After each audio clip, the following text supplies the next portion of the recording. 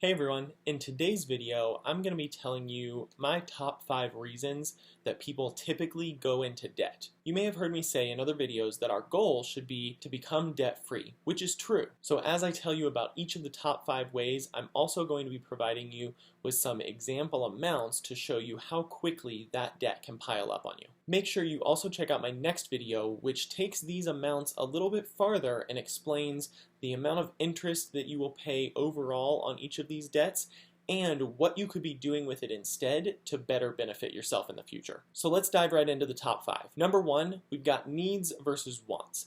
This is a simple way that can get you into debt very quickly. Let's take an example of you go to a friend's house for a Super Bowl party. They've got this brand new, awesome, huge TV that's the most clear picture you've ever seen. You leave the party and you feel like you need one, which is not true. You don't. Actually, what it is you want one. I've done some research and I found a 75-inch TV for $699. Seems like it's not that high of an amount to just put on a credit card and move on, but you'd be wrong. You'll end up paying a huge amount of interest, it'll take you a long time to pay back, and that wouldn't even be including tax at this point. So be careful with needs versus wants to make sure you don't fall into that trap. Number 2 is marketing. This has probably happened to you just like it has to me. You search something online, a new product that you're looking at, and suddenly it starts showing up in all of your social media news feeds and ads on different websites and things like that. Sometimes it seems like you may not even look it up, but you just talked about it and it starts showing up in those news feeds. In this example, let's use a plane flight. You're researching going on a vacation, you look up the cost of a flight, and then all of a sudden the airline company that you looked at starts popping up in ads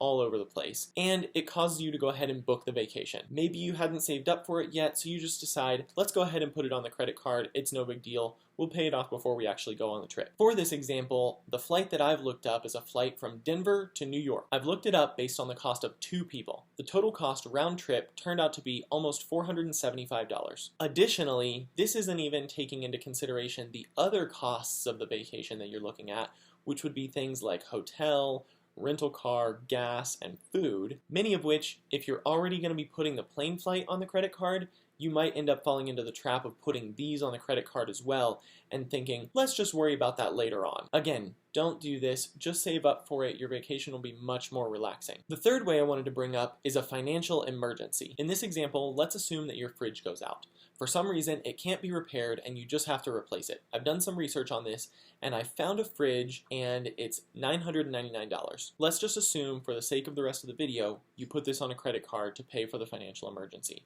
Moving on to number 4, another common reason that people go into debt is college. Student loans. In 2019, the average student loan debt per person was $31,172. Let's just add that into our total and move on to the next one. Number 5, a new car. Possibly the most common reason people go into debt outside of buying a house. An average cost of a car in 2019 was $31,450. Let's assume that you put a $2,000 down payment on this car. That makes the remaining amount that you would owe to the lender $29,450. So we've made it through the top 5 reasons. In the previous examples, these don't include taxes, penalties like possible late fees on the credit cards, or any upgrades like extended warranties or anything like that that may be included with any of these purchases. This means that the total principal that you would be putting down on the debt would actually be higher in most cases. For the sake of example, I've just tried to keep it at a basic cost so that we can just get an idea of how quickly debt can pile up. The total amount of the principal that would be owed is $62,796.90. So as you can see, debt can pile up very quickly on you. Instead of taking on debt to pay for these things, if you instead choose to save up for them, you would then be gaining interest on your money being in a savings account rather than paying interest out. I hope you enjoyed this video. Please like, comment, and subscribe.